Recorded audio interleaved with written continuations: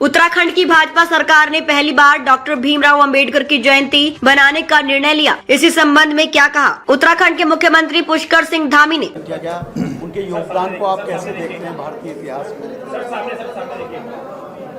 20 अप्रैल से लेकर 25 अप्रैल तक लगातार डॉक्टर भीमराव डॉक्टर साहब के सम्मान समारोह पूरे प्रदेश के अंदर होने हैं। उनका बहुत बड़ा योगदान देश के संविधान को बनाने में रहा है। तमाम प्रकार के चुनौतियों का उन्होंने सामना किया और देश को सामाजिक समरसता और एकता का मंत्र देने का काम बाबा साहब ने किया और बाबा साहब के सपनों को साकार रूप देने का काम आज देश के प्रधानमंत्री आदरणीय मोदी जी कर रहे हैं और लगातार उन सभी सपनों को साकार कर रहे हैं जो बाबा साहब के सपनों में थी और लगातार देश उसी दिशा में आगे बढ़ रहा है, सामाजिक समरसता की ओर। उत्तराखंड में तो बाबा साहब ने जो संविधान बनाते समय संविधान के अनुच्छेद 44 में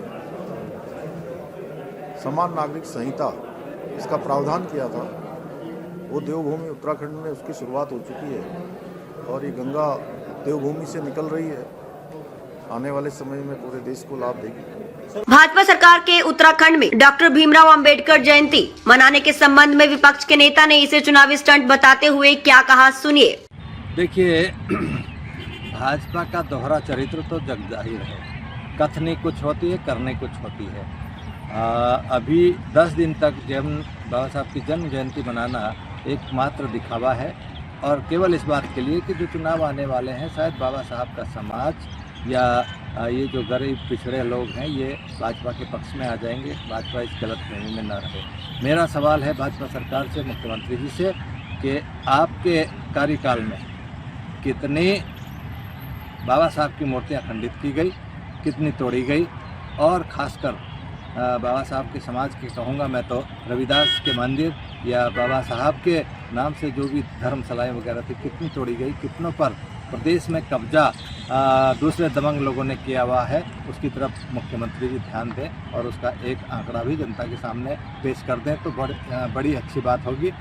और अभी मैं तो यही कहना चाहूँगा कि बाबा साहब का जो सम्मान विश्व में चाइना तक भी उनकी बहुत लगभग 300 फीट की मूर्ति लगाने जा रहा है, तो सम्मान तो उनके व्यक्तित्व के हिसाब से पूरे विश्व में है।